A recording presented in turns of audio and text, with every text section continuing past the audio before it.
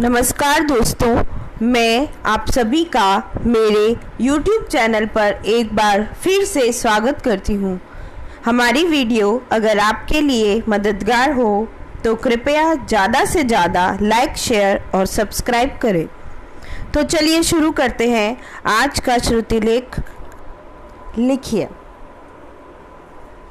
उपाध्यक्ष जी, यदि आधुनिक काल में विधानमंडलों का महत्व कुछ कम हो गया है तो उसका कारण यह है कि आधुनिक प्रशासन की समस्याएं अत्यंत जटिल है और विधानमंडल तथा विधायक इतने साधन संपन्न नहीं है कि विधान तथा नीति निर्माण की समस्याओं पर गहराई से विचार कर सके तथा प्रशासन की कारगर ढंग से निगरानी कर सके।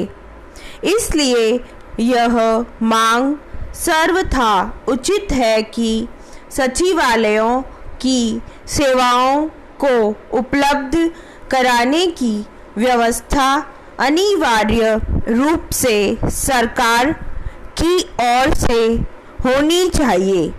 एक विधायक या संसद सदस्य से यह आशा करना कि वह अपने वेतन में से एक समर्थ व्यक्ति या विधि विशेषज्ञ का खर्चा वहन कर सके अव्यावहारिक है। विधानसभाओं और संसद के सचिवालय पर सामूहिक रूप से प्रत्येक सदस्य का अधिकार होना चाहिए, चाहे वह शासक वर्ग का हो या विरोधी दल का।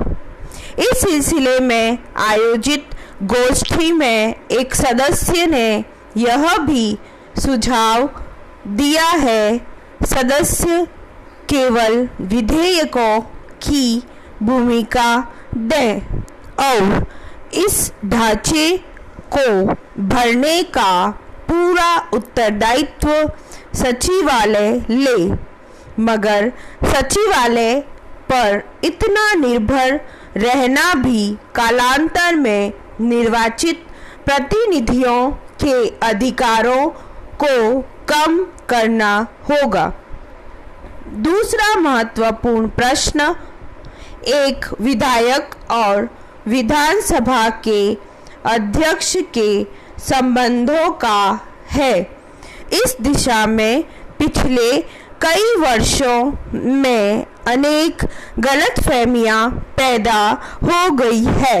यद्यपि अध्यक्ष प्रायः शासक वर्ग का ही एक सदस्य रहता है, फिर भी अध्यक्ष चुने जाने के बाद सामान्यतः उसका उत्तरदायित्व अपने दल के प्रति समाप्त होकर उस प्रतिनिधि सभा के प्रति हो जाता है जिसका निशमन करने के लिए उसे निर्वाचित किया हो।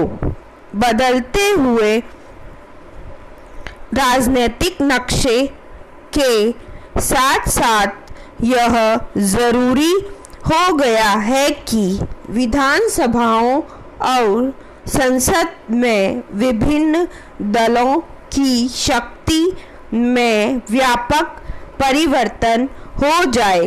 विरोधी दल अब उतने कमज़ोर नहीं रहे हैं कि उनकी अवहेलना की जा सके, मगर साथ ही उनकी संख्या इतनी ज़्यादा है और विचारधाराएं इतनी भिन्न हैं कि उनके लिए संसद और अनेक विधानसभाओं के बीच कोई प्रभावशाली और रचनात्मक कदम उठाने की हिम्मत नहीं है।